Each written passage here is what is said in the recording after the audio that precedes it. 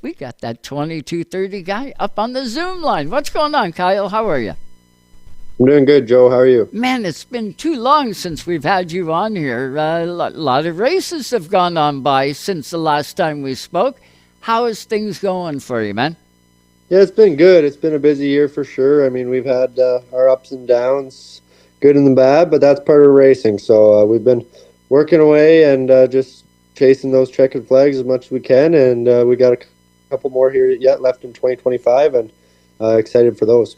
You know, when you look at 2025, Kyle, you got a ton of victories, a ton of podiums. Probably more often than not, you were on the podium or in the center of the podium for pretty well every race that you entered. And you throw in NASCAR Canada, you throw in the other races that were sort of not on the schedule that became on the schedule. You had a whirlwind season.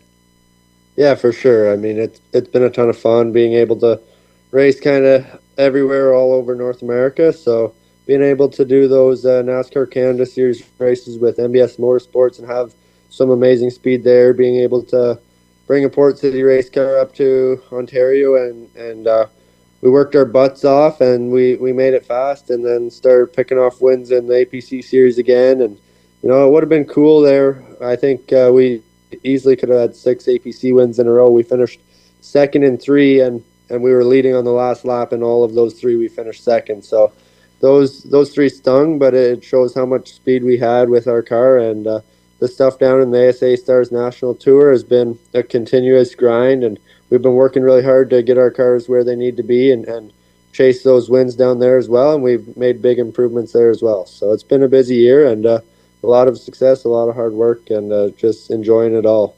Kyle, how much difference is there between the 22 APC car that we see you at up here and the 30 car, ASA Stars Tour car? They're both Port City cars. Are they similar or are they two totally different animals?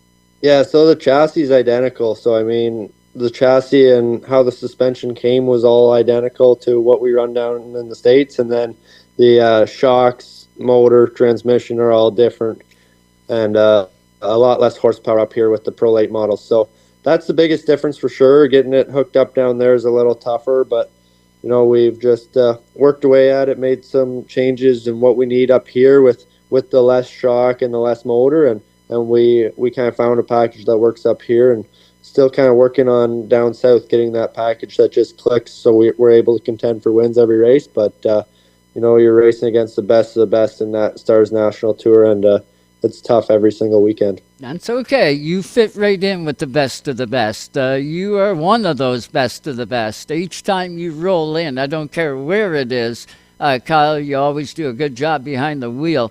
You and your dad, Scott Steckly, of course, multiple champion in NASCAR Canada.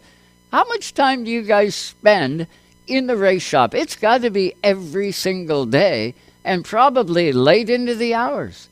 Yeah, for sure. I mean, the summer nights are busy and long days every single day. I'm fortunate enough that racing cars is my full-time job, but I'm in the shop every single day working on those cars. So it's not like I just show up to the racetrack and get to race all these cars. I got to work for it week in and week out and find the speed to make them fast. And, you know, I love that part almost as much as driving. So it's a ton of fun working with my dad and putting in the work and chasing what we need to go win those races. Do you get that 30 car, the ASA Stars Tour car, do you ever get that in the Milverton shop up here, or is it solid down south and you got to go down there to do it? Yeah, it's all down in Mooresville, so they've got an amazing shop down there, and I try and get down there as much as I can, more so in the off season when I'm not as busy up here with the Ontario racing, but definitely try and get down there and put some work in at the shop and be with the guys down there. And you know, they've got a great program down there as well. And you know, it doesn't matter whether I'm working in Milverton or down there in Mooresville. It's always a ton of fun and just, you know, putting in the work to make our cars as fast as we can. So let's start, Kyle, because it's been a while since we've had you on. Let's go back, shall we, to the 300 at Delaware Speedway. You were in position where, man, if you did good in that race, you'd end up being the champion again for 2025. I know that would have been your goal. Well, your number one goal would have been to win the race. If the championship came with it, so be it. I know you enough to know you want that checkered flag. Now, in that race, it was, I don't know what lap it was, 50, 60, somewhere around there. Kyle, you had absolutely nothing to do with that accident, nowhere to go. You were just the bug in the windshield. That was it. And it was all in front of you. You had nowhere to go. The damage of the car looked horrendous, but yet you guys were able to continue on at least for a little while. How bad was the race car? Yeah, I mean, it was definitely it was bad. It looked bad. It was bad, but thankfully the suspension parts were for the most part straight. A couple of them were bent, and everything was fine though. But aerodynamics definitely did end up playing a role in it. I mean, we had no front downforce really, so when I'd run behind someone, it was okay. But when I'd get out in the open, I could definitely feel it. It wasn't as good down the straightaways, and it was definitely tighter in the corners. So it sucks. I mean, it was a racing deal, and we were just in the wrong spot at the wrong time. But we worked hard. I was really proud of my guys, and we never gave up. I mean, if we didn't have that flat tire early on, which led to the sway bar Heim breaking, I think we would have been really good if we could have somehow got our laps back. But then we started going down pit road under green with the flat tire, and then from there it just got worse and worse and worse. But we got the sway bar all fixed up and back together, and then we went out there and ran right with the top 2 leaders for about 15 laps there. So I mean, we still had the speed, and it shows how fast we were. We were fast in practice, fast in qualifying, and we were just riding there at the race for the first 50 laps, and then obviously the wreck happened. So that's racing, and we'll just have to move on. I tried to think back to the last time you had a disastrous race where you had big time damage, and the only one that I could come up with was at Flamborough Speedway. I believe that was 2 years ago when the 72 car went over the hood and right across your windshield. It tore the bejesus out of the 22 that day, but you were able to continue. Yeah, for sure. That was the last one on APC, and I've been really fortunate that way to stay out of trouble and not have too many issues. But I think that a lot of times you can say that's luck, but a lot of times that's the work you put in and where you put yourself in the race. So I'm proud of our history in DNFs. I mean, we still finished the race at Delaware, so really in the APC series I only have one DNF under my belt. So in 4 years I feel that's pretty good, and says a lot about 22 racing, and I'm proud to have that streak, and hopefully we can keep it going. And rightfully so. Did you get to the banquet last night? That's why I got my APC sweater on. I wanted to celebrate the championship with you guys. Did you get to it last night? Yeah, I was there for sure. It was a great night celebrating the season again with all the United Racing Series divisions. So it was great. We celebrated. Josh had his car there, and he actually had a really good speech. So it was good. We had a good night celebrating with all the guys, and obviously congrats to all the champions. Well, it's tough too, right? You guys are like the competition level in the APC series. There is no doubt this year the bar was raised again, and into not only the competition on the racetrack comes a lot of vocal, a lot of chirping, a lot of this, a lot of that, and it become more and more and more all season long. And it was because there was only a point here and a point there that was separating all of you guys. Is it possible? I know I've asked the other guys this. Okay, the end of the season is here. Championships are done. Races are done. Now, can you guys damn well swallow your pride and say, good season on you, kid. Good season on you. And continue on. Because you guys will all be on the racetrack again. It just felt like a lot of verbal stuff was out front this year. Maybe a little more than I've ever seen it. Yeah, I mean, I think at the end of the day, I have respect for most of the guys I raced against out there, and I think most of the guys have respect for me. And, you're going to say a thing here or there, heat of the moment, but I think that's honestly good for the sport.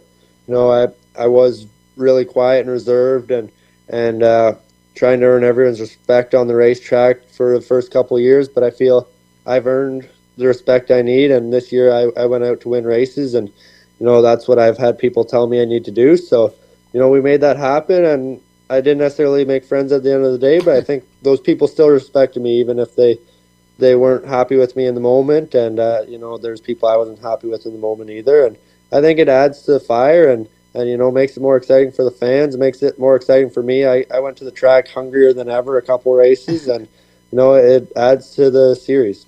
Yeah, it sure does. And I can't remember anyone, Kyle Steckly, that you went out and destroyed all because of whatever was said. I can't think of not one incident like that. Did you guys make contact sometimes? Well, you're gonna. At those speeds running that close, if you think you're not gonna touch, you're wrong. You're gonna. And sometimes you're the touchy, and sometimes you're the toucher. It's just the way it works, right? It's short track racing. Yeah, for sure. It's just part of it. And I mean, I feel the good drivers, are going to get into you on purpose, and some of the other guys might just get into you because we are just that close, and it's racing. So it's all good at the end of the day. I have respect for all the guys out there in the series. It's why I keep coming back. It's one of the best ran series in my opinion, and I'm proud to be a part of it and proud to be a past champion, and we're just going to keep racing in that series as long as my schedule allows, because I love it, love racing with all my local guys here in Ontario, and it's always a blast. Does it look like 2026? I know it's a ways out yet, but does it look like we will see you back in the APC series come 2026? I'll be racing in it for sure. I just don't know whether that's full-time, part-time, a couple races, but I guarantee if I have an opening weekend in APC's racing, I will be there for sure. That's awesome. That's good to hear, and fans will be excited to hear that. I know there is a lot that come out just to see the 22 and how you go up against the 52 and the 17, and the list is on and on. It's a cool series, and hopefully it just gets bigger for next year. It would be really cool. Let's set that aside now. Let's put on the 30 helmet. You're coming off of the Winchester 400, top 10 finish. I want to say 7th is where you ended up on a character-filled, crazy, crazy speedway. First of all, what's it like zipping around Winchester? Yeah, it's a blast. The place is really worn out, and it high-banked fast. I want to think it's kind of likely a bit like Darlington, just rougher. So it's definitely neat.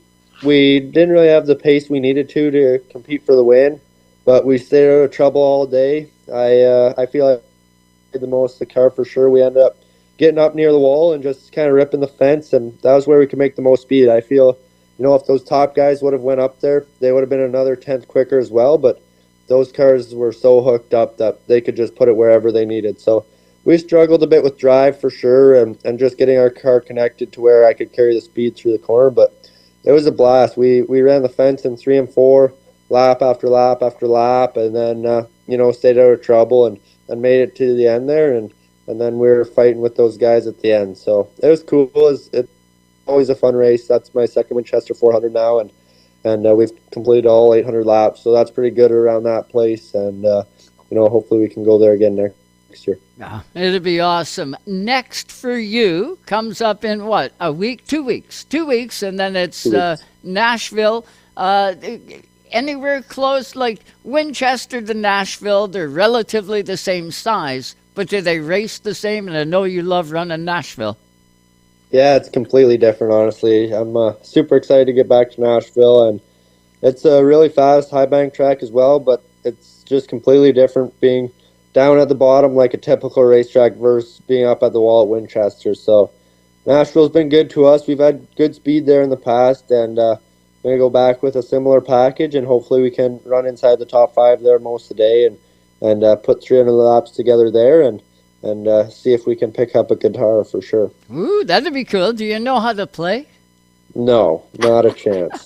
Well, we'll find somebody that's really good to teach you. Perfect. Yeah, that'll work out just fine. Now, the Snowball Derby sort of dovetails into that next. Are you going to do the Derby this year? Yeah, I think everything leads towards I'll be there in some capacity. We got to put everything together yet, and we're working on those final details here shortly. But hoping to make a run at the Snowball Derby again. We had a tough time there last year, and I'd like to go back and prove myself and prove our team is, a race winning team. And, if you're a race winning team, you can go there and still not make the Snowball Derby. So it's the toughest race out there for sure. And I'd love to go back again with my Rhett Jones Racing guys. But we'll put something together, and I can guarantee you we'll be in Pensacola, Florida that week. I'm just not sure exactly what it will be yet. And you will be a contender. You're not going to show up and not be one. I can guarantee you that. Any rumblings at all or any plans sort of in the works for ARCA? Of course, Daytona isn't really that far away. Speed Weeks all kicks off with Daytona. You do have some experience now in an ARCA car. Is there any development there? Anything being worked on? Yeah, there's stuff being worked on for sure. I mean, I want to keep moving while I'm young and try and keep, moving up those ranks and making a name for myself and get on some of those bigger tracks. So I hope we can put something together, but we've definitely started talking about 2026 as we get to the end of 2025 here, but still focused on finishing the year strong. So not a ton of talks yet, but it's definitely in everyone's head and seeing what we can put together for the 2026 season. Any chatter at all about maybe in the truck as opposed to ARCA, or is ARCA the way and then into a truck? Yeah, I mean, options are open. It's obviously it comes down to financial backing at the end of the day, and both series are quite pricey, so it's tough, and everyone kind of has their own opinion on what route's the best route, and I don't really think there is a best route. Everyone can kind of go their own way and still make it if they have the talent that is needed to win races. So, we're just looking at what's best for us and what's going to help me out the most and get my name out there the most. And, don't lose confidence. Like, a lot of guys hop in a truck and they run 15th to 20th every weekend, and that isn't great for confidence. So just looking at all those aspects and, what would be the best route for me and making sure we make the right decision for me and my supporters. Well, Kyle Steckly, you will make the right decision. You've made all the right decisions so far. You've got results in everything that you get in. Is it immediate? Maybe not. Maybe not immediate, but it isn't too far down the road. And you pop your head into the podium, and if not the center of the podium, in victory lane. That's what we all absolutely love about you. There is no quit in Kyle Steckly. Can't wait to see how you make out, not only at Nashville, but the Derby. And we got lots to talk about in what is our off season while you still keep your foot mashed to the floor. We look forward to getting you back on this time, not so long in between, okay? Sounds good, Joe. Appreciate that. You bet. Social media, everything, you're still flying, right? Everybody can still follow along? Absolutely. Kyle Steckly on Instagram and X, and Kyle Steckly Racing on Facebook. I post on all three platforms regularly and keep everyone updated with where I'm at and what I'm doing. Well, that's the awesome stuff. You are the Stewart's Hot Seat Interview of the Night, too. I was supposed to name you right off the top. I was excited to see you come up there. That's perfect. But you are our Stewart's Hot Seat Interview of the Night, and rightfully so. Thanks so much, Kyle. We really appreciate it. Awesome. Thank you, Joe. You bet. Kyle Steckly right there. Watch for him. When he hits Nashville, that guy has got potential of putting that 30 car in victory lane. And I know we will get more about the Port City end of things up here in Ontario as we roll down a few more weeks here.